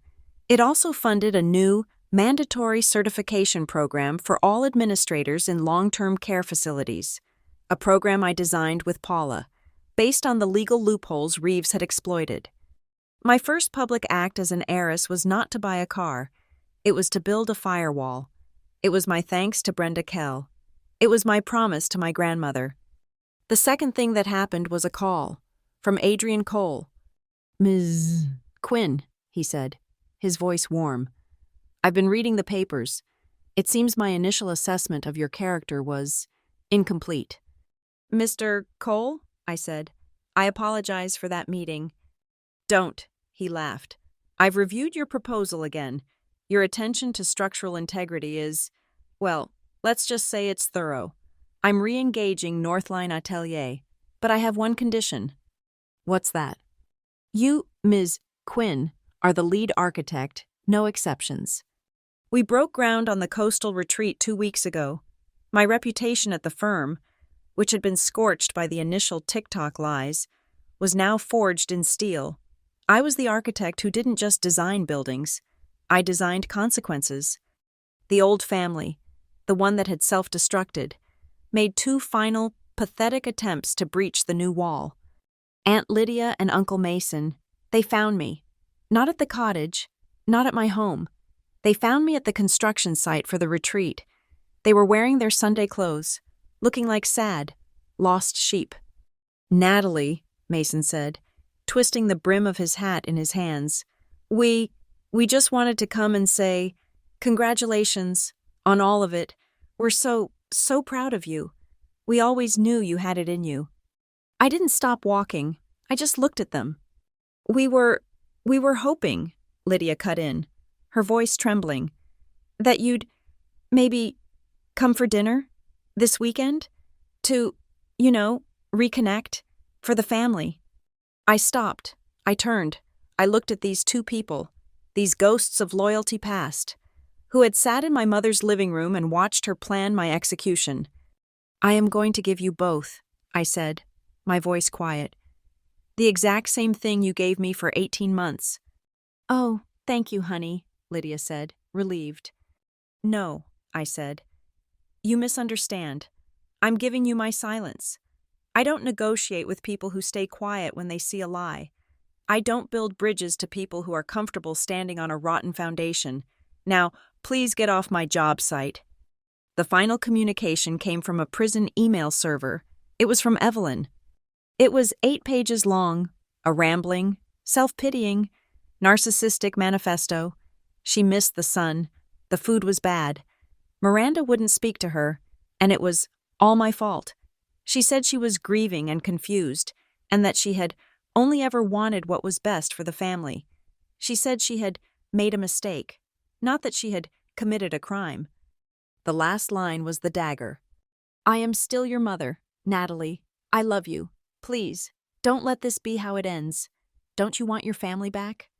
I sat at my kitchen counter, the one I had paid for, in the apartment I had earned, and I stared at that line. "Don't you want your family back?" I thought of the $42,000. I thought of the fake electrical panel. I thought of my grandmother, alone, asking for me. I thought of the wine glasses, raised in a toast in her empty, violated room. I hit reply. I typed 1 sentence. "We're done, just like you texted." I hit send, and then I blocked the prison email address. I opened the file on my laptop, the one that started this all.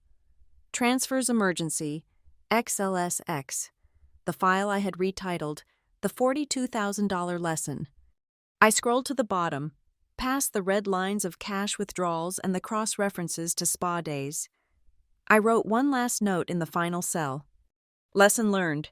No emergency is worth your boundaries. No family is worth your truth. The cost of admission to a toxic system is always, always too high. You are not an ATM. You are an architect. Build a better wall. I saved the file. I closed it. I did not delete it. I spend most of my time at Mariner's Cottage now. I am restoring it. Last weekend, I went to the back garden. It was overgrown, choked with weeds. I found Ruth's old gloves in the shed. They were caked with dry mud. The leather cracked, but they fit. I put my hands in the earth. I knelt in the dirt. The smell of the salt marsh all around me. I pulled the weeds, and underneath, I found the tough, woody stems of the rosemary, the hung tao, that she and I had planted. They had survived. That night, I hosted a small dinner. The cottage was warm, filled with the smell of roast chicken and herbs. Beatrice was there, at the head of the table, arguing about politics with Paula Whitaker. Adrian Cole was there, laughing with my boss from Northline. A few friends who had never asked questions, but had just shown up. We ate, we drank, no one was keeping score, no one was running a tab, no one was demanding an emergency loan. Later. I sat on the porch, alone. The air was cool. My phone, on the table beside me, buzzed. A social media notification, a memory, a picture from 3 years ago, tagged by Miranda. I picked up the phone. I didn't look at the picture. I just went to the settings and turned off all notifications. I put the phone face down. The wind from the marsh, the real cross breeze, blew across the porch. It was clean and cold, and it smelled of salt. I finally understood. Family isn't blood. It isn't a debt you're born into. Family is a structure. It's an act of construction. It is built, not inherited. Family is the people who choose to stand in the truth with you, especially when it costs them something. Family is the people who show up, not when they need something, but when you do. Family is the people who help you pull the weeds, so you can save the roots. Thank you so much for listening to this story. I'd love to know where you are listening from, so please drop a comment below and share your thoughts. If you enjoyed this, please subscribe to Lila Revenge Stories and like this video. And if you really want to support the channel, hit that hype button so this story can be heard by more people.